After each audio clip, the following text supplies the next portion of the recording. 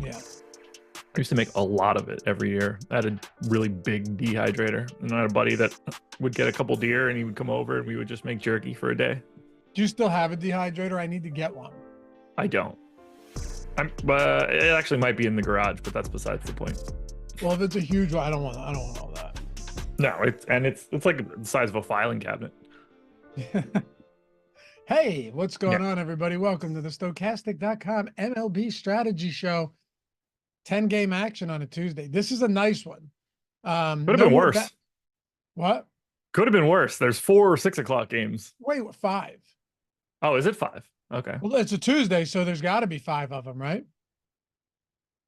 No, you're right. There's 4 of them, but that means there has to be another game at another time. Okay. That makes sense. Unless there's a 6-10 game, and then there's 3 or 4 6:40 games. There you go. Okay. Yeah, Cardinals, Marlins. That makes sense. No more basketball. No more basketball. The Boston Celtics did what they were supposed to do, and the best team won, which I like. This is true.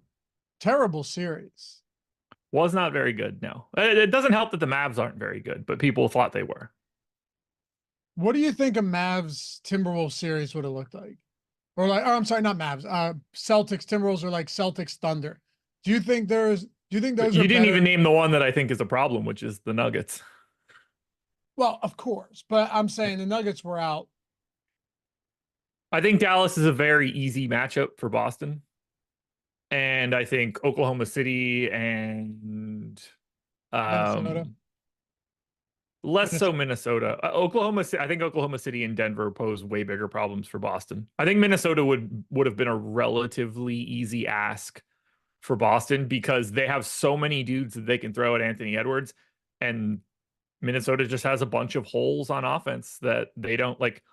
If their worst guys on Dallas or on Minnesota would end up with the ball in that scenario, they're guarded by Derek White or Drew Holiday or Jay. They got a lot of bad matchups there. Denver and OKC would be the teams that I think could give Boston the most problems. I think OKC still loses in like 5. I think they would do better than Dallas did. Sure. I just mean they're a very young team. Like, yeah, I'm not saying that. Oh yeah, they're super early. Yeah, they're early. Like, had they made it to the finals, that would have been a massive achievement for a team like that to make it. But it's over. You'll be seeing a lot of Josh Engleman and myself. So sit back, get used to it, man. I made a wild mistake yesterday. It's 6:48. Okay. p.m. Eastern time. Did you play Did you play baseball last night? I didn't. Just basketball. Okay. I run all my lineups through the sim. Boom. Export them. Get them into the DK file. Upload it. And it goes 0 of 100 entries successful. 100 errors. And I go, huh? Let me try it again. Then I realized the slate started at 6:40. And I'm sitting here on the strategy show yesterday morning telling people, hey, fellas, don't forget, slate starts at 6:40. My fucking dumbass, my dumbass tries to upload it. And I'm like, oh no. Like I realized after I went in and then I go to lineups. I was like, maybe it's just saying error. Like maybe it's a weird, and it says no upcoming entries. And when it said that, I went, yep. Were you dead? Dude, I wrote it out. I doubled up with one dummy lineup. So check this out. So your dummy didn't kill, like you had a dummy that could save you. All right, listen, ready? So 6:40 lock was Phillies, Padres. I had none. I would have loved to have had. I loved the Phillies yesterday. I got none of it, but besides the point, I got lucky anyway. Yes. Marlins, St. Louis, and then Pittsburgh and Cincinnati. I had 100% of Skeens, Braxton, which I was perfectly happy with because I wanted Braxton Garrett and Andrew McCutchen. Nailed it. I had nobody else that locked. I threw it into the late swap just to see what it was telling me. And this is around like 7:30, and it was giving me 164% simmed ROI. So you know what I did? Well, obviously I swapped out the rest of the guys who were for the dummy lineup. I ran one lineup in the contest. That'll work. And But man, my heart dropped when I saw that. I was like, ah, what an idiot. I mean, we've all been there, Yeah. The and baseball, it sucks. it is. I was trying, my wife, said something to me the other day. She's like, why would you do that? It's like muscle memory. It is what it is. Like, I'm used to doing something this, and then she did some like real dumb shit. And I was like, oh, look at that. Muscle memory. It's just ingrained in me that baseball starts at the earliest 7:05. Even Yep. the same morning when I'm telling everyone it starts at 6:40. It's been starting at 7:05 or 7:07 or 7:10 since I started this doing DFS baseball in like 2013. And now just recently they're doing this shit. Yeah, it's the worst. The start times are like flip-flopping between baseball and basketball is the worst because it's like some days it's 6:50, then it's always 7, and then it's 7:05 when it's Right. like NBA regular season type stuff.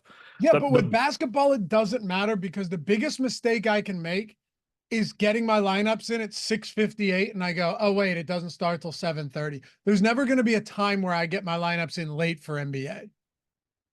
So there is right at the beginning of the NBA season when you've been playing 7:05 MLB slates for the past 6 months, and then you go to enter it in, and you're just like, "Fuck! I don't have those extra 5 minutes that I think that I always do." That transition is always the one that gets me. Yeah,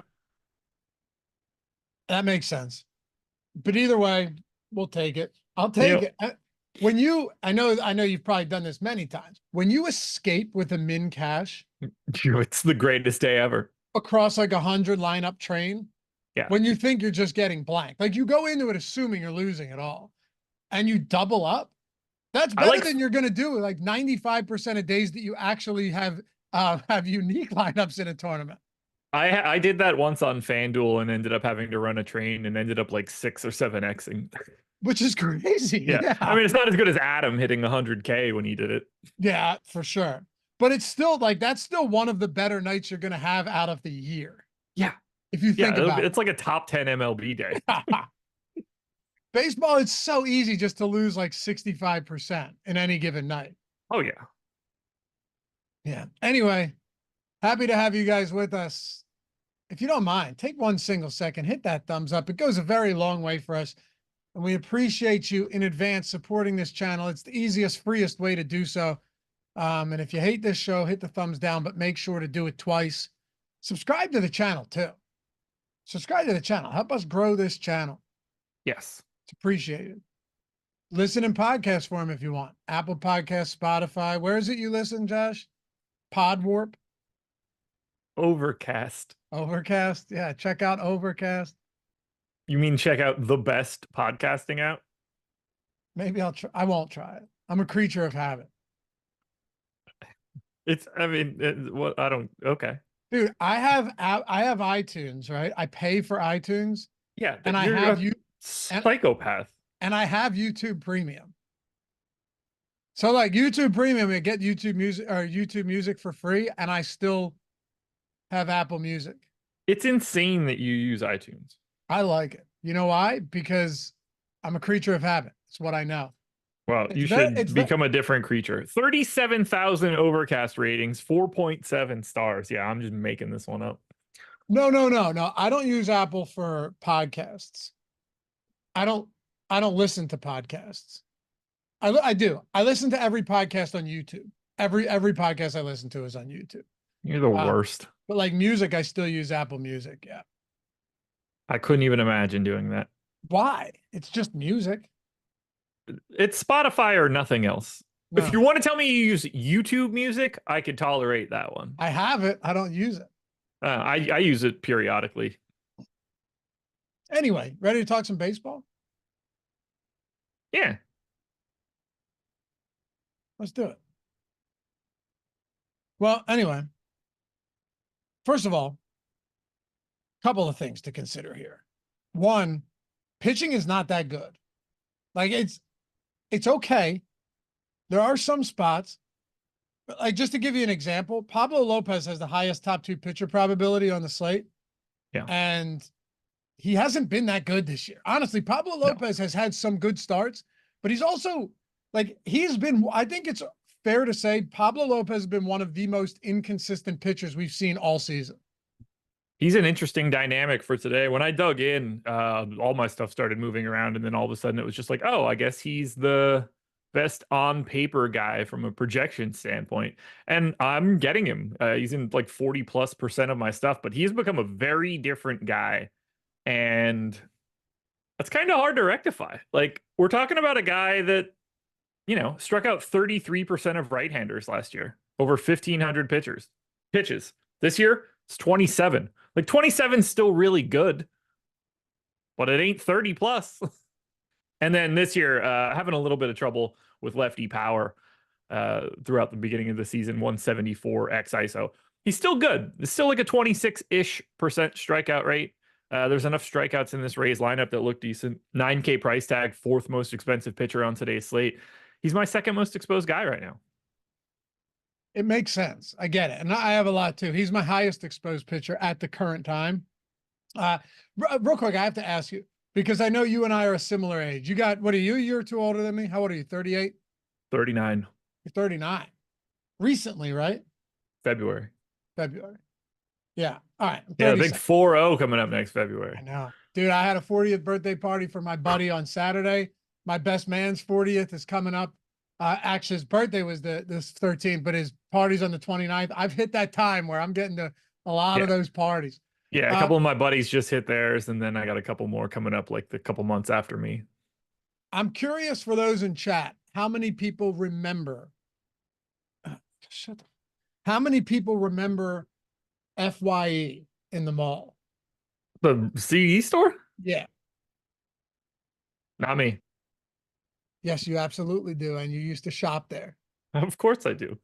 What was it called? What was the one before that? It's going to drive me nuts. There was one even before that where you could buy like CDs and stuff at. Someone will help me out here. There was another one. I mean, I grew up in, outside of Philadelphia. There was Sam Goody? It wasn't Sam Goody. There was one. Who shopped at the Oxford Valley Mall in Pennsylvania? Somebody help me out. Tower Records? No. Everyone's saying Sam Goody, but it wasn't. It was something else. It's going to drive me nuts too. I used to live there, man. There was nothing I loved more. Strawberries was one. I remember that. There was a Strawberries around me for sure. Yeah. Never heard of that one. Yeah, that was in the Neshaminy Mall, I think. Anyway. God, that was fun. You will admit, right? And I know, look, you and I are all about progress and the evolution of all of this stuff. There was something pretty awesome about getting a new CD, ripping it out of that. The plastic wrap was brutal. But Borders? That's a bookstore, but they did sell CDs. Yeah. Ripping it out, open it up, seeing that nice CD in there, throwing it in for the first time in the Discman. Remember the Discman? Dude, do I ever, man. I remember when I got my first skip proof Discman, like skip resistant Discman. Blew my mind. You'd be like throwing it just to see if it worked. Oh, it was the best, man. It was the best. Yeah. Yeah, the skip proof Discman. Still remember that. Put it in, clipper down. What a time. ESP, yes, Nick. The ESP, that's what it was called. I remember that. Yeah. I think there's a lot of people around our age in the chat, which is pretty neat. I'm desperately trying to figure out what the alternative to FYE would have been. I could just be dumb and there wasn't one. It could just be like a me misremembering it. What's that shit? Mandela effect? Mandela effect. But that's a little bit different because you remember something as something when it's something different. And I'm just trying to remember something. But yeah. Yeah, Marvin, LimeWire and Napster were the best. Burning CDs onto LimeWire and Napster. I mean, that was everything I did. Me too. Mixtapes. You grabbed a Sharpie. You write the name of the mix on there. Whew, those were the days, man. The nostalgia of growing up as a 90s kid. Dude, I had like a 20-volume series of Josh mixes. Yeah, you kidding me? Of course. These guys I would give anything to have those CDs as playlists now. Yeah. Would you have a lot of It was just Hanson. They weren't the Hanson brothers. oh, forgive me, please. And yes, I did. It's something about those CDs, and I assume you have it like the same way, where you start to learn, like when you hear the end of a song, there are a lot of songs that I think come next that aren't like, I'm just used, like I overplayed that CD so much that it, you go from like some Ja Rule song to like some Korn song from the mid 90s and late 90s or whatever. But in my mind, those songs go back to back for the rest of my life. Yeah, exactly. Like straight from Limp Bizkit to Blink 182 and then to, yeah, of course. I totally get it. Anyway. Oh, it's the best, man. I know. Someone said, Extract said, you guys must have eaten member berries for breakfast. That's South Park reference. Yeah. I remember. Ooh, Camelot? I think that's what it was, actually. I think it was Camelot. I think it was, yeah. I'm like 90% sure Camelot was predated FYE. I think so. And as Tony Soprano said, remember when is the lowest form of conversation. But I don't care because it's fun. Especially when we have people like everybody in chat remembers all of this. Good stuff. All right. Jesse Faye, Jay-Z to Hoobastank. Hoobastank. Oh my God. I remember Hoobastank. Yeah. There are times, and I've stolen this a bit from John Mulaney and others, but there are times where I'll go to like a bar and I'll play Hoobastank for 25 straight songs and just leave. Yeah. Yeah, they had like one good song. I mean, it's really weird now that we could just press the button and have everything we want. It used to be like, all right, you got to go to Blockbuster to get a VHS tape. Then you go to the record store to get a CD. And then you go to like a general store because you got to buy Sports Illustrated or ESPN the magazine or something like that. Now it's just like, oh, I click the 3 buttons on my phone and have all of it. I've every song that's ever been made in my pocket. I've got every book, every magazine, every video, every TV show exists in my pocket. And those stupid teachers told us I wouldn't have a calculator. It's idiots. It's I watch every porn that ever lived everywhere on the planet. I would never go back, but there is some real nostalgia there for sure. I miss reading. I miss Sports Illustrated and shitting. Oh yeah. Yeah. Like Sports Illustrated showing up in my mailbox was a glorious day. Because life was fucking boring and you didn't have other shit to do. Yeah, and it was just like, I can read. Yeah, I know. All right, we got to talk baseball. Pablo 11:20. Also, yeah. Alec Marsh being another one of these guys. Alec Marsh is the same guy that last week when you and I talked about this ended up having he carried a no-hitter into the 7th, I think. Yeah, that was really fun. Actually, I think he carried it in. No, I think it was a 7. Either way, 7 one-hit innings against the Yankees. Just a brilliant start. Ended up not even getting the win in that game. That was the same day as Casey. Remember that pitching day? Casey Mize, Patrick Corbin, Alec Marsh. It was awful. Really bad. I can't remember who else was on that slate, but pretty much everything was bad. He's my most exposed pitcher, and that dickhead's going to be awful today. It's so obvious. You know, that's what I was getting at. It's so clear. I have 54% right now, and that man is absolutely going to get smacked by the A's. I'm not far behind, 47%. Yeah. But if you back up for a second, actually, to use the cliche phrase, take a 30,000-foot view here, Josh. Back up, Terry. There aren't a lot of good pitching options on this slate. No. There really I mean, like, you're not paying 10-3 for Tanner Houck all that frequently unless you're playing like 150. You're certainly not paying 9,700 for Logan Webb. And then you're in this like 8K, 9K range that's soaking up a lot, but it's Valdez, Lopez, Cortez, Bassett. It's, like a step down. And then, I don't know, Marsh and nothing else that looks good. I have one guy that's a problem for me, and we'll get to him in a bit. I don't mind it too much, but we'll see. Okay. And by the way, 17-mile-per-hour winds blowing out to left center at Wrigley. So Yeah, I'm fading that entire game. it's kind of a good point because Steele's good, Webb's good. It's still a 9.5 total, but do you really do you really want to stack against Webb? I don't have a single batter in that game right now. I do. I have some San Francisco against Steele and I some have them. Chicago. I'm so different on them than we are. It's almost like I have different data today for this game. We have the Giants third in top stack, first in top value. I have it eighth and fourth. I have them as the biggest, ridiculously negative leverage team that exists on this slate. Okay. Interesting. They're bad. Yeah, no, I don't disagree with that.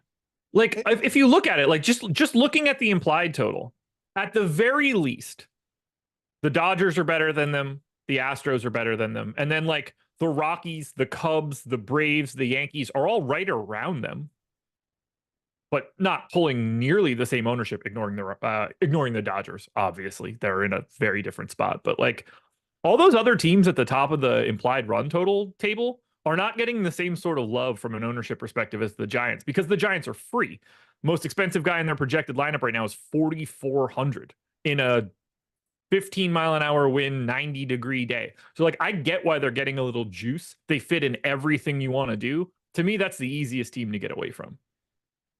Steele's been a lot better lately too. I mean, he had a few really ugly starts. He's certainly been better. You knew it was going to happen, right? Like You expected it, yeah. Yeah, you kind of expected that. Is the guy that you said that's going to be problematic? Is that by any chance Chris Bassett? No, It's not. Okay. I wish. Is it old Schwellenbach? No.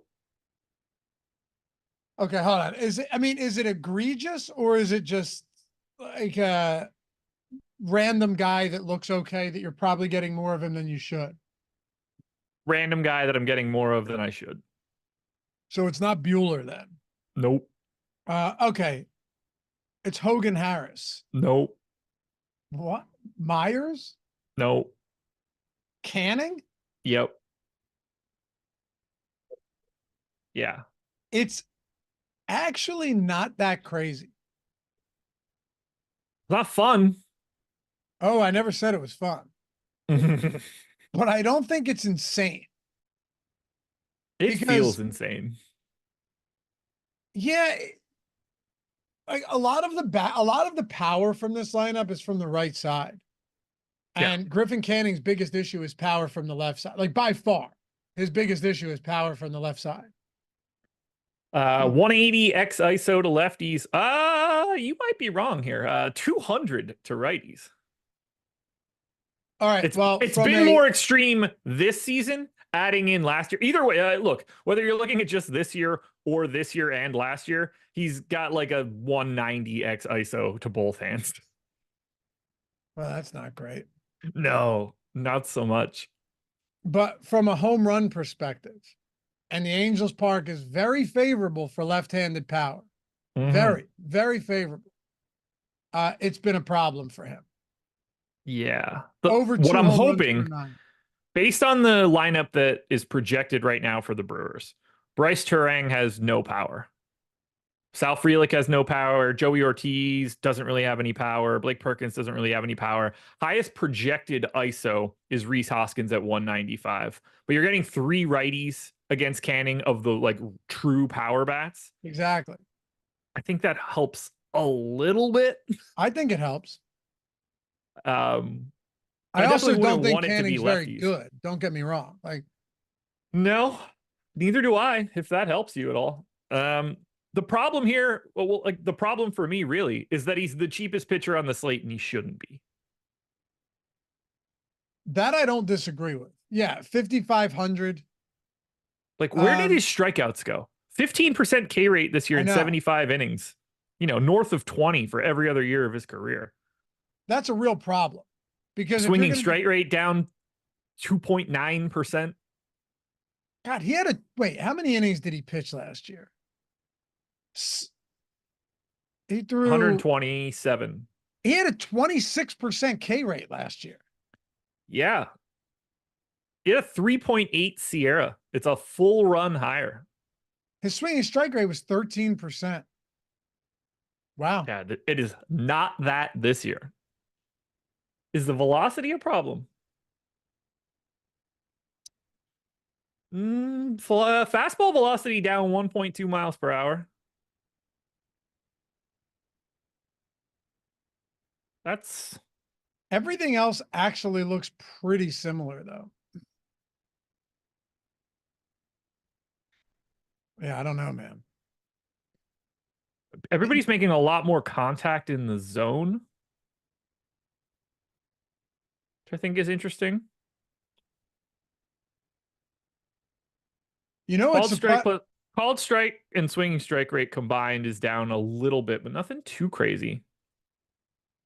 one guy I really don't want to get to that's pulling 18% right now is Nestor Cortez against that Baltimore team.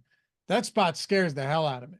Yeah, I'm like dead neutral to him, and I'm kind of okay with that. Not a guy that I would want to take a stand on. Not necessarily a guy I would want to ignore either, because there are some strikeouts in this Orioles lineup. Obviously, Park plays up power for sure. 83 around first pitch, so good enough hitting weather. I'm happy to be neutral there. I don't have much to say on Cortez. Who do you like more, Bassett or Cortez? I have the exact same amount of both. Okay. 16% of both guys. I would say probably Cortez. Honestly, probably Cortez, just based on the ownership, probably looks a hair better. But we're really splitting hairs there. Like, I don't have. You know what's surprising to me right now is that I'm getting considerably, and I mean considerably, more Pablo Lopez than Framber Valdez. Let me hop back to it. Yeah, so I have 40 of Lopez and 28 of Valdez. Okay. I have very little Valdez right now, which is interesting because Lopez and Valdez have both been highly inconsistent this year, right? Like Valdez, go ahead. I was just saying, Valdez is in a great spot against Great this spot. dog shit White Sox team. Wind's kind of blowing in right field to left field. Bad White Sox team. He's basically the same price as Lopez too. I know he's not. It's just this has to be a strikeout thing. White Sox 85 WRC plus against lefties this year, close to a 24% K rate. Oh, they're awful. Yeah, they're terrible. 25% K rate to the active roster, which I think is interesting. Yeah, look, like Valdez is because, that matchup saves him. He might 8 innings of really easy work is very live for Framber Valdez today. Yeah, what's his K rate on the season? He projects it like 22 maybe? For me. It's on the wow. His K rate's 18.6 right now. Yeah, 17% to lefties and 19% to righties. It used to be a lot better. Well, now I get it. Now it makes sense. Pablo Lopez it is, I suppose. Wow. And then Marsh, obviously, sitting there in that matchup in Oakland. Not a lot of power to be nervous about. A ton of strikeouts to prop that one up. That looks like the easiest one since he's 7,600. So we are destined to get a nice Oakland. I might bet Oakland first 5 innings. Oakland first 5 innings, just because you have Marsh and it's going to unravel quickly. Yes. Dude, just because of that show we did last week and then coming back into Marsh here. I know. Hold on a second. Our live odds page, which is, by the way, 100% free over at Odd Shopper, has all that stuff. Does indeed. It does. It's awesome. First 5 inning money line. All right, ready? Mm-hmm. It's a sick tool. You can expand it for more data too and see where the lines have moved. You can input what books you want to look at line movement. You can set your own sharp books too. This is all free. You should use this, guys, if you're betting on anything, even if you're not a premium sub at OddsShopper. All right. First 5 money line. Huh. So Kansas City's anywhere from like -120 to -130. Okay. Oakland's at even money. Free money, you mean? I mean, that's -130, but you're getting even money.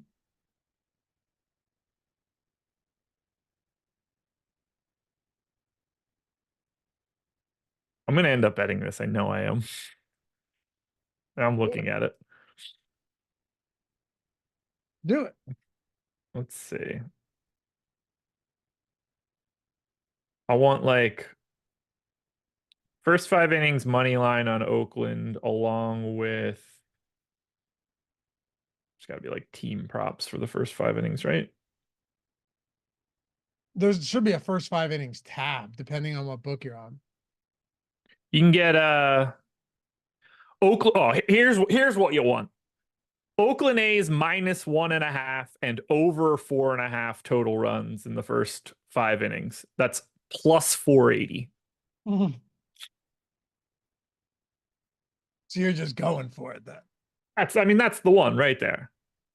Oakland If I'm going to A's- be overly exposed to Alec Marsh and I could drop a couple shekels down on the A's to just bludgeon him, what 50 was to that win bet?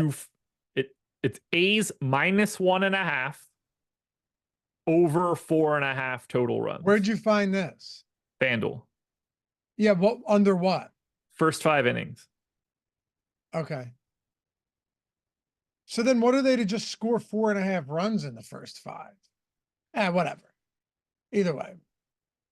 It's probably on there. It would be. Yeah, but probably like and they're like alt runs for first 5 innings or something like that. But let me get you back on track for Oakland total runs over 6.5 is plus 450. that's a lot. Over 7.5 runs is plus 750. Do you have any Tanner Houck? Not a single share. I saw somebody asking about it in chat. I don't think he's a good option today. I'm a big fan of Tanner Houck. The guy just doesn't give up power. But yeah, at that price point, I have a relatively difficult time going all the way up there. It's not the best. I have him negatively leveraged. I have him as the 5th most negative leverage pitcher, and he's 8% owned. Do you really? Yeah, he Still looks have him terrible. that much negative leverage? Wow. 10-3 is just a preposterous price tag for him. And Toronto really does not strike out. They have a bottom 3 K rate versus righties this year. Yeah, I don't really see this as that great of a spot for him at his price tag. I mean, I have him projected the same as Justin Steele. That's $2,100 gap in salary. It's gonna be hard to get. It's gonna be hard, and like I only have 8% Steele. If I can only get to 8% Justin Steele, I'm going to get to 0 shares of Tanner Houck if he has the exact same projection. What about Walker Buehler? Not a single share. Probably has something to do with me stacking the Rockies. I would assume so. I have 2 Walker Buehler lineups. That's it. Buehler, I have him pretty negatively leveraged as well. He's Basically, not right. as negatively leveraged as Tanner Houck. He's also just not right. No, he's not. And I listen, the fact that Paxton could go out there, I mean, that guy's strikeout stuff had completely evaporated. He was cooked. I really thought that there would be some big time performances, at least from a few of those Rocky bats. Paxton went 7 2-hit 1-run innings with 8 strikeouts and the win, 32 fantasy points yesterday. I mean, just by in Coors Field, by far his best performance of the season. Not even remotely close. Yeah, I don't think we're going to be getting that Neither do I. out of Buehler here. I wasn't using that to say that like Bueller's expected to do the same. I'm saying I couldn't believe Paxton did that. I'm sure Buehler will do that since it's in Colorado and I'm stacking Colorado. How about Tobias Myers, 6,500, coming off a nice start? Like, yeah, I actually have a little bit of him. He's in 8% of my lineups right now. He's projected for 11% ownership. Um, Scary spot, definitely against the Angels in terms of the park, not necessarily in terms of the Angels lineup. This is a very different team when they don't have Shohei Ohtani and Mike Trout in the lineup. One for one reason, one for obviously a different reason. But I think he looks fine as a paydown option. I just greatly prefer, well, I'm getting more of Griffin Canning. Whether I prefer that or not is a different story. I have Tobias Harris properly owned at 11%, like spot on the number. The most neutral leverage dude that any pitcher you can get today. I don't hate him. I think it's a reasonable price point. He doesn't have electric strikeout stuff, but I don't hate him.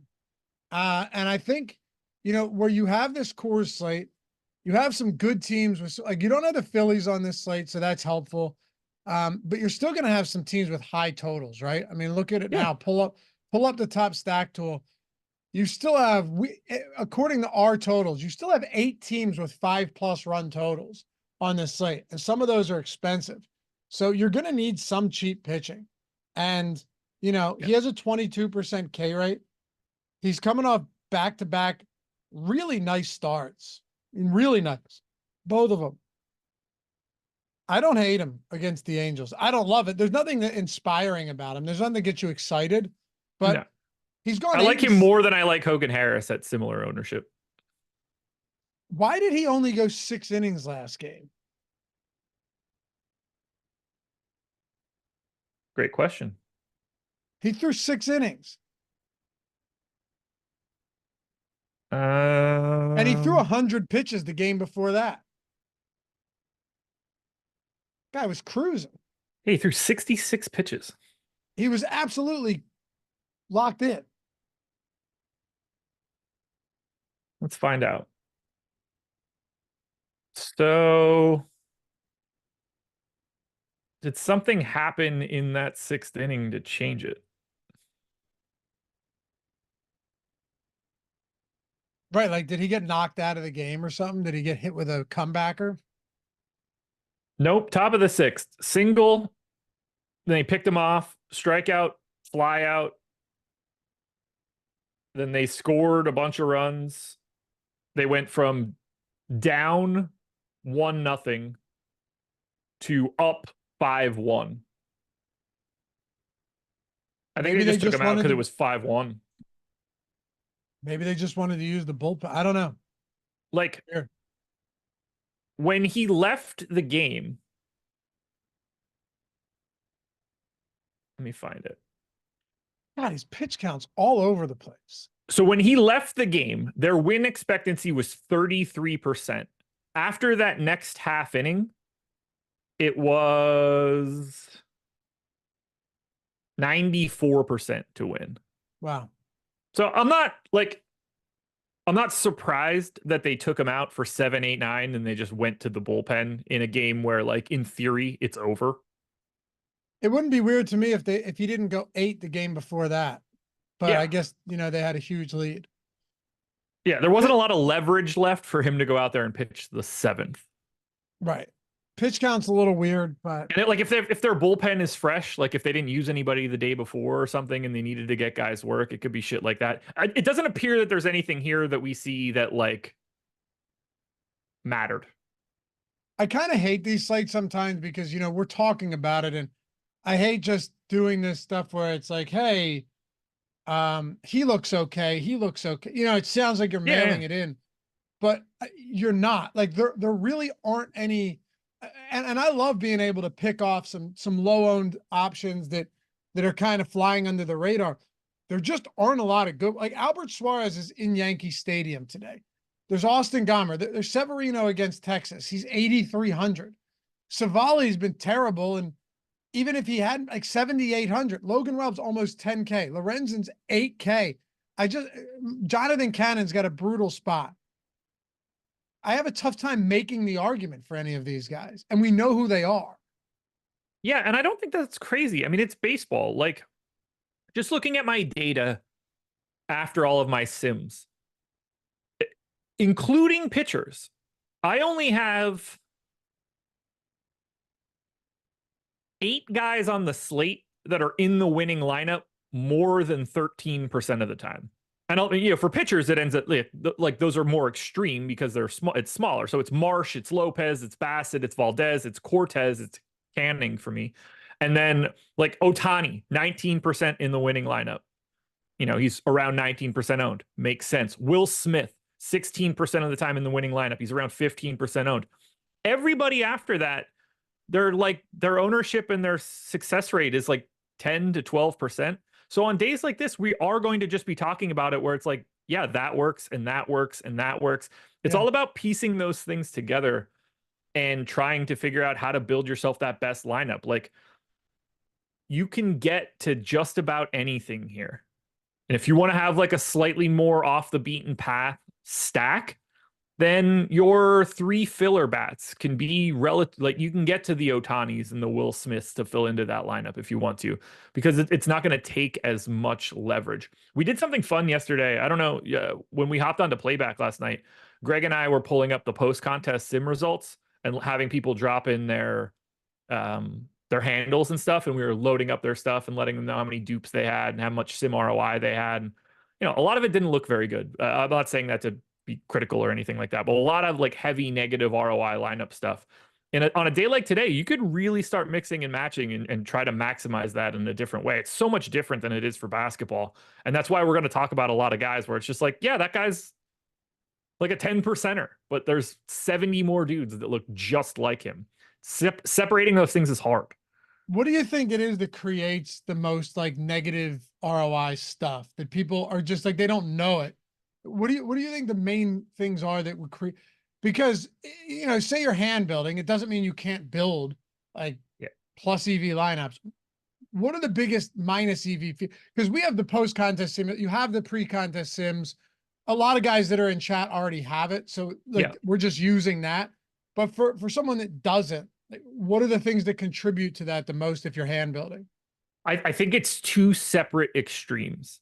It's playing way too much of the chalk because they look like the best plays, and those are the types of things that like might funnel to the top when you build lineups with an optimizer. And then there's the opposite, thinking that you need to be different to win and being way too different to do something like that. And then the other big one is basically just an ownership thing, like understanding who is a pre-lock giant negative ROI type play and figuring out the only ways that you could use that guy as, because like overuse of the guys pre-lock that have giant sim ROI is just going to be a death sentence for you. And figuring out who those guys are going to be, the most over-owned individual plays, sort of avoiding that is going to be helpful. But I think it's the 2 extremes. It's being too chalky because obvious plays fit in your lineup so easily. And then it's trying to correct that process in your mind, being like, no, I got to be different. Right. You don't have to be nearly as different as it seems like you do. Absolutely. And this helps because with the sims, you can see player ROI, like the sims player ROI, you can see all of that. Yeah. And there's a lot of times where you're still going to get guys that like have negatively simmed ROI. You're still going to get a lot of them, but some of it's just wildly negative on a slate like today. That's a good point. Yeah, it's a good point. And like we look at things like the Cubs Giants game, and everybody's going to look at it and be like, well, it's 85 degrees and the wind's blowing out. Like, this is the smash. You got to get it.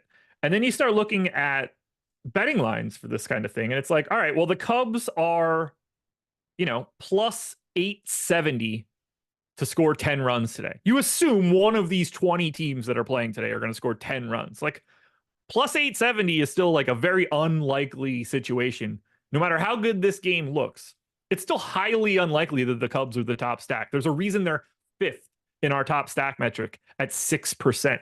You look at those props and you look at that sort of data, and that's where you start to think like, no matter what I think for one of these teams in one of these games, the likelihood of that is so much smaller than you ever think it is. I mean, the Dodgers still have an 81% chance of not being the top stack. Yeah. Yeah, like you play this slate out 5 times. 4 of those 5, like, you're not happy to have been on the Dodgers. They weren't the top stack yesterday, and they were still decent. Yeah. The Mets dropped like 100. The Mets had 22 hits. Over 9.5 runs for the Dodgers. You want to take a guess at what that line is? Plus 520. 350. Oh my God. Yeah, that's ridiculous. That's ridiculous. Oh, and by the way, you guys want to check out the Sims. You'll love it. Links in the description and in chat. It's going to make your process way better. Or check out the lineup generator. Get in at a great price on that. If you're not ready to, completely level up to a Sims package, whatever you want to do. Plus, Discord's included in all of that. But if you're grabbing the Sims, you're getting everything we have for MLB: top stacks, top pitchers, top hitters, tools, ownership, player projections, Sims, late swap, post contest simulator. I think Josh's favorite tool, Discord, everything, all included. You'll love it. Hit us up. Say hi in Discord. If you have any questions, let us know. My DMs are always open on Twitter as well. You want to talk about some stacks here? Yeah, I've got a very different day ahead of us. You want to know what my most exposed stack is right now? Take a guess. It's not core. It's not cores. It's not going to be any dumber than the answers that I give. So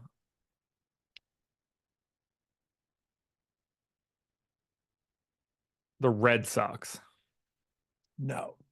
Okay, that was my guess. Houston. I have 0 stacks of Houston, 1 3-man and 4 one-offs. Wow. I have a ton of Houston at the current time. A lot. You don't want to know my 4 most exposed teams. So hold on a second. You're not getting to any Houston, huh? No. I basically don't have any of the chalk right now. Basically 0 Dodgers, Giants, Astros, Brewers, Cubs. Because Houston is actually not expensive. Outside of Alvarez and Altuve, they're not expensive.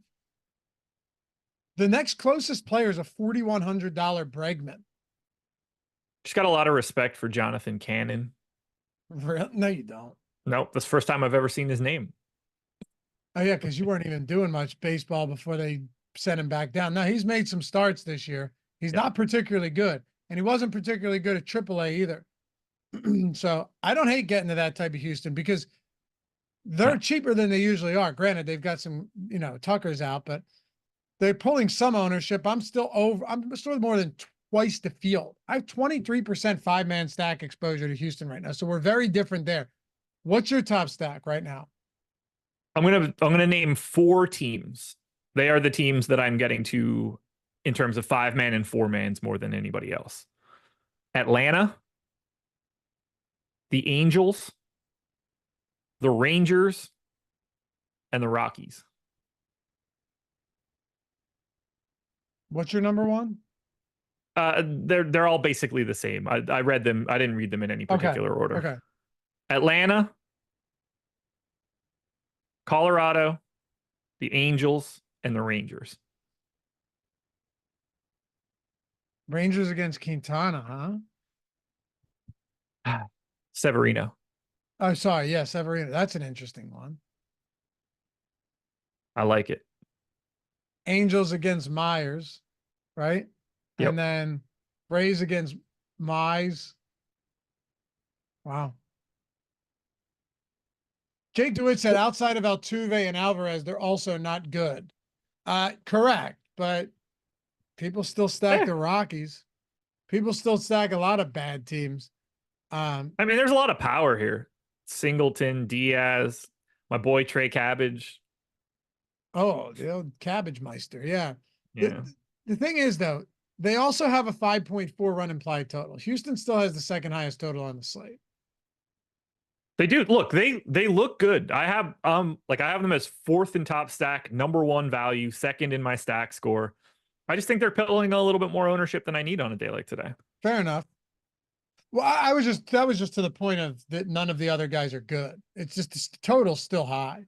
So, like, of the 5 highest owned teams, for me, Houston has the best leverage score in comparison. Like, San Francisco is ass for me. I want no part of it. Milwaukee and Chicago are like pretty high. Dodgers are pretty manageable just because of what their upside is. I think Houston looks okay at the top. Are you getting any Yankees? Not really.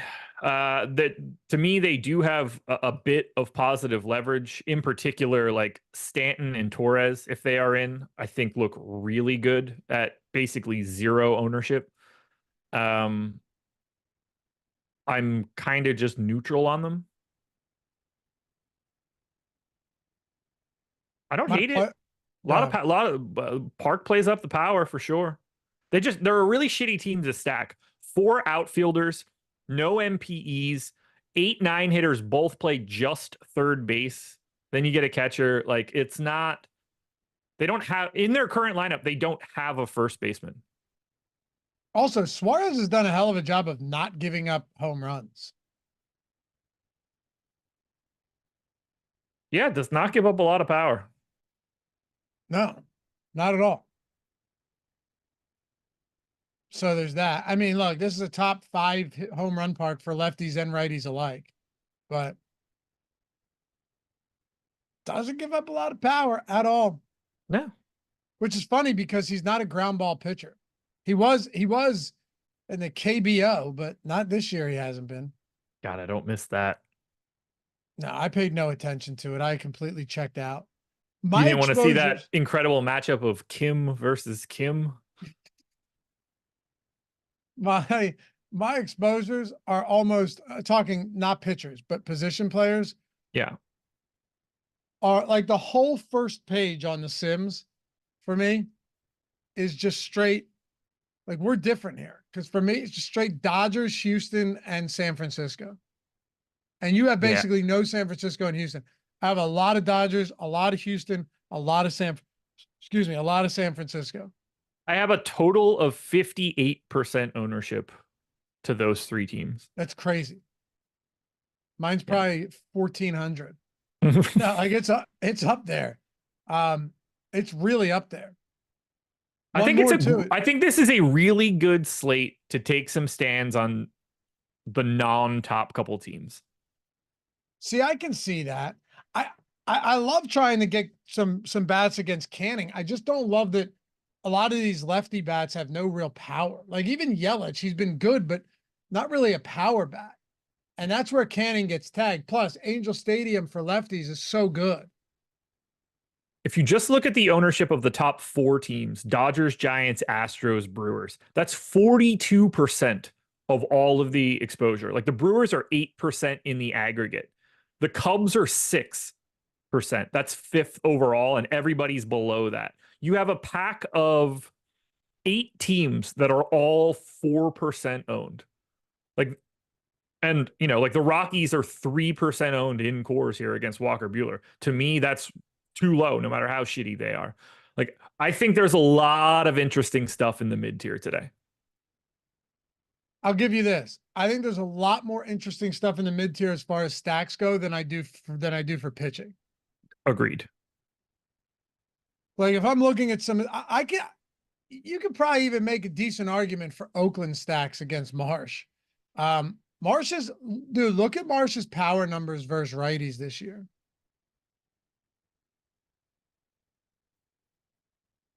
Getting there. They're not good.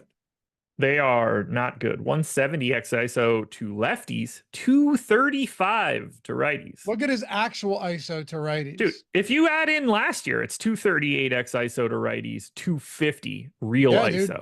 Like some actual reverse splits on Marsh. It just so happens that there's only going to be like 4 or 5 righties. And while the park certainly nerfs it, Rooker and Langoliers can definitely push one out of here no matter what. Yeah, they can. Again, hope they don't though. Go Marsh. It's not a great spot, don't get me wrong. The park sucks. Yeah. Oakland's not been bad at home though. They've actually been pretty decent. They have the 13th best, highest ISO, 155 ISO at home this year. They've been a weird team. What's that? That's kind of crazy. It is. It's actually shocking, but I have a lot of Marsh. It's kind of just the way it goes. I said that about Skeens yesterday when people are like, yeah, but these high price pitchers keep sucking and this and that, and he's chalky. It's like Skeens is wild. Josh, Skeens was 9,500 in Pittsburgh against Cincinnati yesterday. You don't have a choice. Yeah, Adam played like 80 something percent, and then I got a message like, I played 80% of Skeens and he's dead. And then Greg came on to he had a bad first inning and then he was fine. Yeah, Greg came on to the playback show last night and was talking about how like he ended up being, the highest or second highest scoring pitcher. And I was like, I thought he got shelled. Nope. By the way, I had 100% Skeens. There you go. Well, yeah. I had 100% Braxton Garrett too, who was sick, dude. He was good. That was good stuff. Anyway, I think you make a good point. There's some stuff. Look, to be fair, I probably don't get to much Oakland, if any, but I can understand where and I'm not saying you're getting the heavy, but I can understand what you're saying, where there's just so many like very meh pitchers. Yeah. I have 2 5-mans of Oakland. That's it. Minnesota against Aaron Savali is one of the ones that is interesting to me. I'm using them a lot more as a 3-man stack. Okay. I get that. Damn, dude, Savali's allowed 14 home runs this year. Not good.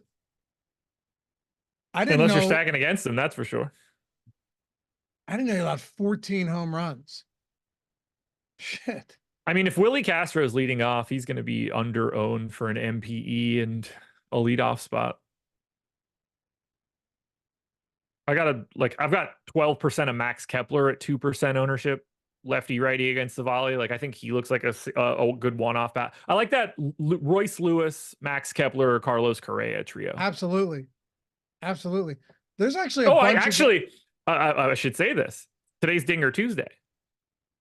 Trevor Larnach is my home run pick for today. It is Dinger Tuesday.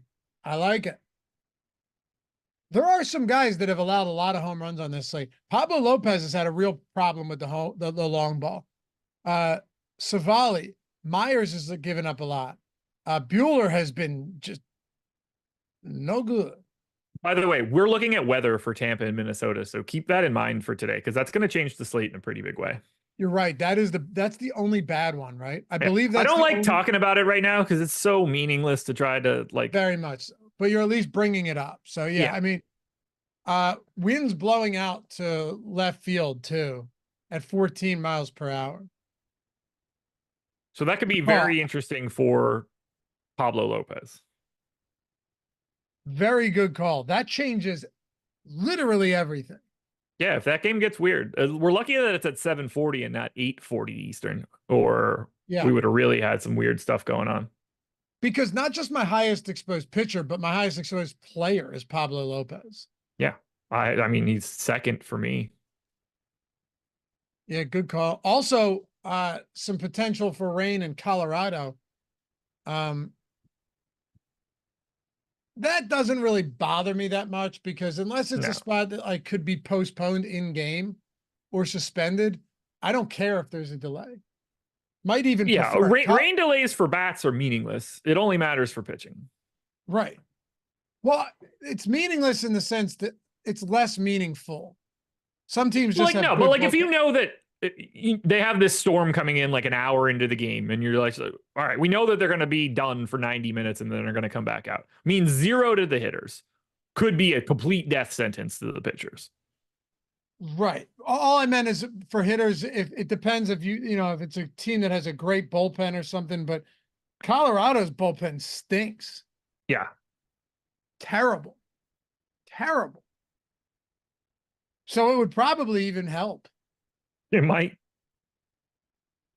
Yeah, the Tampa Minnesota one is going to be one that we're really going to have to keep an eye on around 6 o'clock. Yeah. You might also have to make some really difficult decisions with that.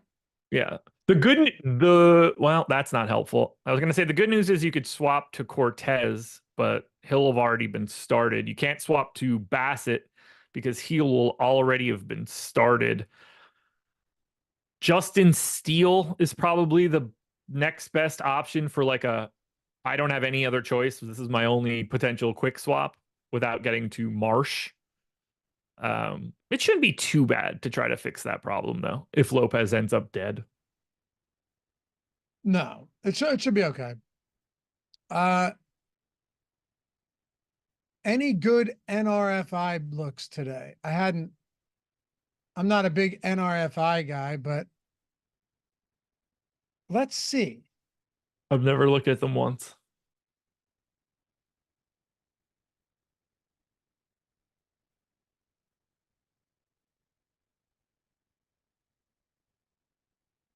I mean, it's certain spots where I know NRFI has been highly profitable for people this year, but these books aren't stupid. Like, let's see. Let's see what the NRFI is, Josh, on Boston and Toronto. Okay. Because it's Tanner Houck and Chris Bassett. Under is -140. Most people that bet NRFI, and this isn't like a knock, but they have no price sensitivity. They're just like, all right, give me the under or the, you know what I mean? It's not really looking at price there. I've never messed around with them. Bryce Miller, Tristan McKenzie. Where's this at? First inning. -115. Don't hate that. I mean, ideally, I'm trying to pay less juice on these.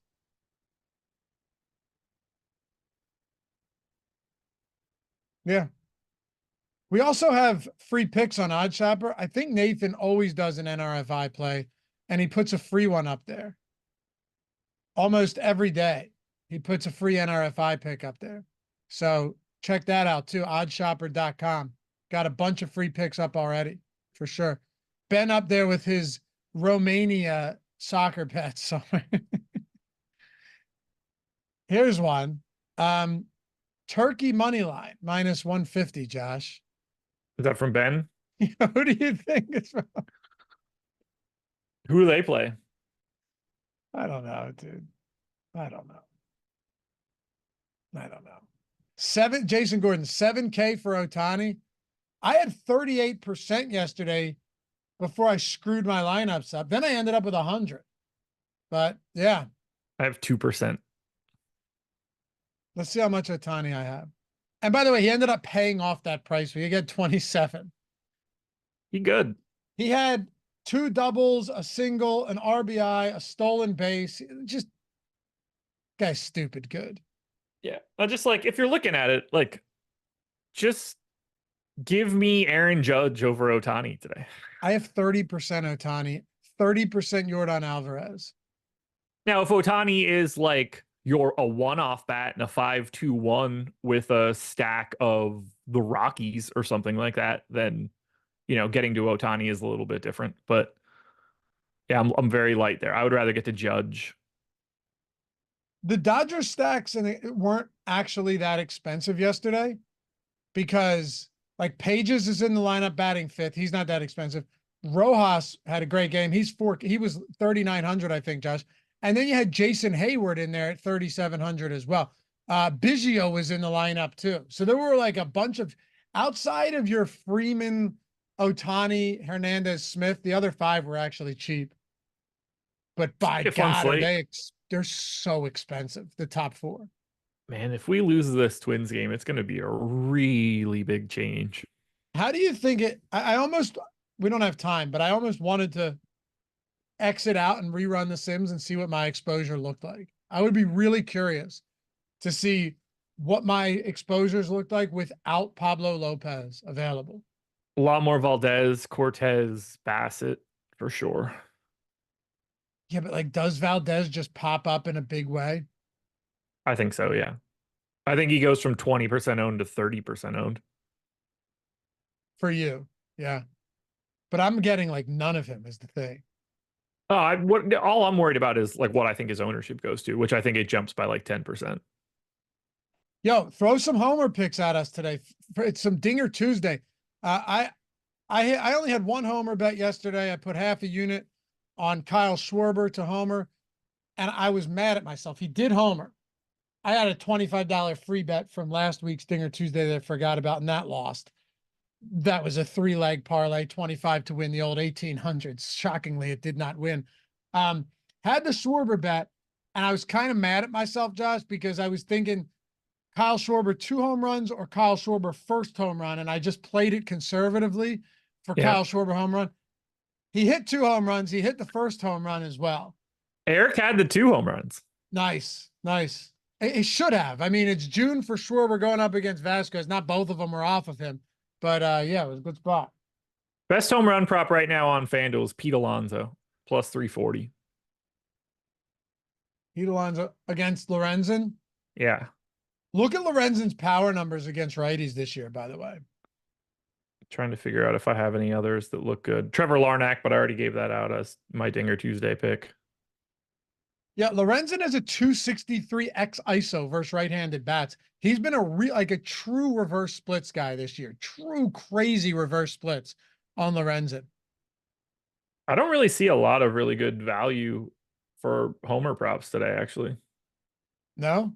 I usually have a couple that are pretty extreme. Corey Julks, plus 900 if you want to get real weird.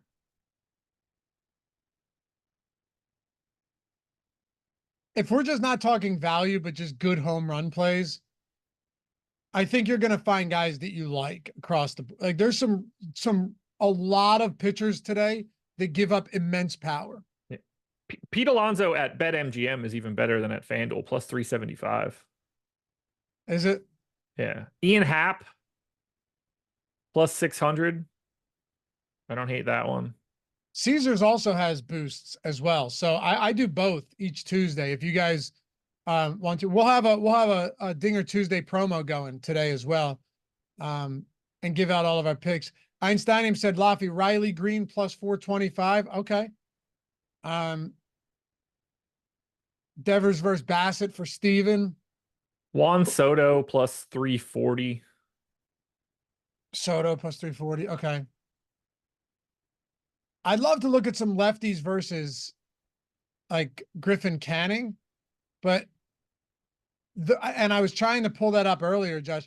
There just aren't, we talked about this. There aren't power lefties that I like in that. Not to say he doesn't give up any power to righties, but there's no real good lefty power in that Milwaukee lineup. No, I'm looking at it right now to see if I have any Milwaukee guys that have a good prop. I mean, if you want to go to one today, it's one you won't want, but it's Bryce Turang. Yeah, it has to be, and you're probably getting plus 1,000 exactly at BetMGM. Yep. Exactly, which I don't actually hate sprinkling on that. It's plus 830 at FanDuel. Like that's a gigantic gap in line. Even 1/10 of a unit, bet 10 to win 100. That's fine. Yeah. We know Canning gives up a lot of power. I like Yordan Alvarez. Like if I'm going just to hit the home run, forget about, the value there. Yeah. This spot for Alvarez against Jonathan Cannon is a true beauty. I like under 0.5 home runs at minus 230. For Alvarez? Yeah. Sure. I'm just saying. No, I just mean like I have his best line to hit a home run at negative 11% EV, and I have under at plus 3%. Yep, we have it minus EV on the Odd Shopper tool too. I just like him a lot against. Sure. Obviously, it's market based, but against Cannon, Alvarez certainly looks decent. But the problem is, the odds, like we have true odds at 233. Best odds are FanDuel at 215. That doesn't really do much for you. No. At all.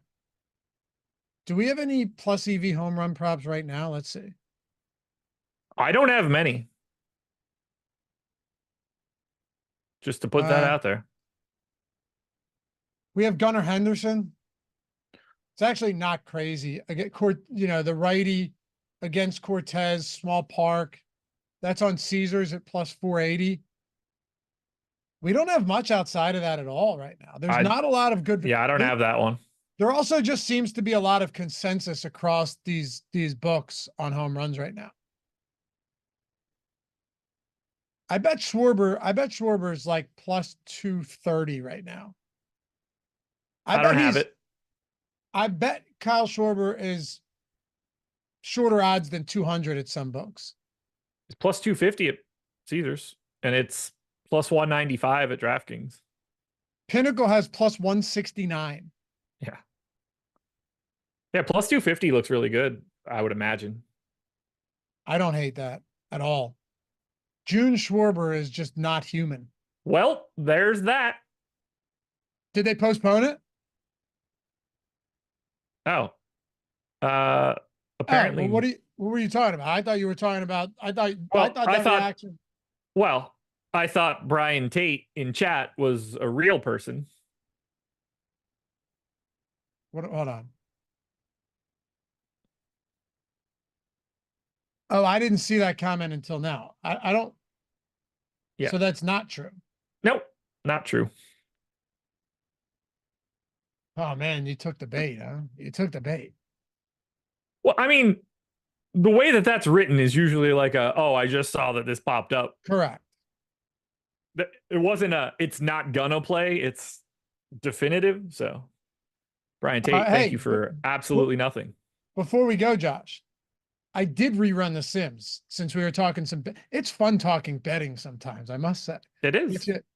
I enjoy now it. that you can legally bet, it's so much more enjoyable because usually you just have no interest because you couldn't. Like, sure, you could do, it's like listening to somebody talk about their fantasy team. Like, I don't give a shit. Right. I don't have that fantasy team. I don't want to hear about your bets either. Exactly. It makes it more fun. Yeah. Plus, we have all the tools at our disposal on OddsShop. Okay, I reran it. We had time, so I reran it without that game. Pitching exposure is 66% Marsh. Okay. Bassett comes up a lot. Valdez comes up a lot. So, but the biggest movement that I had of any of them, was actually Alec Marsh, who I already had a decent amount of.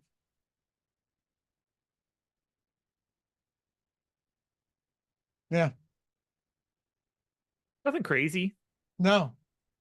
I'm not surprised by more Marsh. I mean, I think he's the best option relative to salary. Essentially what it did is it just put Marsh pretty much everywhere and then spread out everything else, just moved everything up a little bit. Which doesn't surprise me because if I'm already not getting a ton of Valdez, that's not going to mean I'm getting 80% of Valdez now. You know, like it's just, I think it's one of those slates where pitching exposure for me, at least, is going to be pretty spread out. I truly don't understand how people make it through the day. I promise that FanDuel did not take off the Minnesota game from the slate. That is not a thing.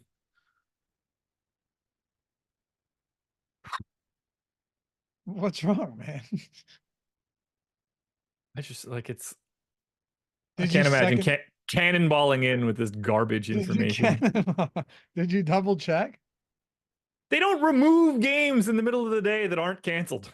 Are you sure you didn't triple check to make sure? Yeah, positive. It's weird when I click on the slate and there's a Minnesota Tampa Bay game listed.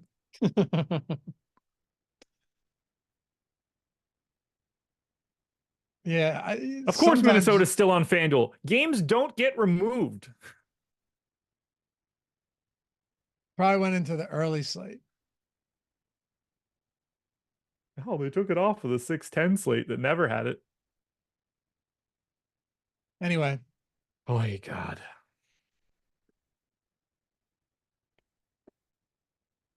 Appreciate you guys hanging out, man. Fun show. It was. Mixing some betting, some DFS. Guys, by the way, you like I've said before, like we said, you want to check out any of the tools for DFS, link in the description and in chat. You want to check out OddsShopper too. The Discord there has been popping. Dude, Ben hit a like 160 to 1 the other day on like daily double horse race. Yeah. He's a ridiculous person. In Discord. Super affordable too. Super affordable. All of the tools, all the market-based tools, the parlay builder, Discord, expert picks, everything. Check that out too. Link down there if you guys ever wanted to join. Make sure you're repping the Stochastic avatar too. Playing on DraftKings, FanDuel, all that good stuff. Why not just get free stuff when you win, even if you don't win a lot? Get really good free stuff. Really good. Better than anywhere else. Stochastic.com/HOF. Appreciate you guys hanging out. Any final thoughts, Josh, before we go? Yeah, shout out to Brian Tate getting an email from FanDuel that said the game's postponed. What's going on? Might want to go ahead and mark that bad boy as spam because they're gonna log in and take your 87 cents. We'll see you guys back here tonight. MLB Live Before Lock. Appreciate you hanging out. We'll see you here tonight. And then tomorrow, Josh, you'll be with me likely again. Probably early Live Before Lock tomorrow.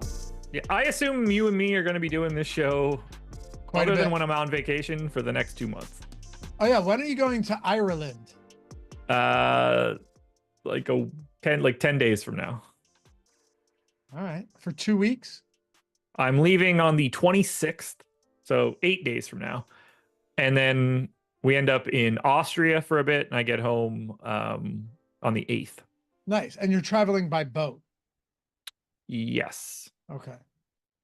Yes, the Mayflower. Mayflower 2.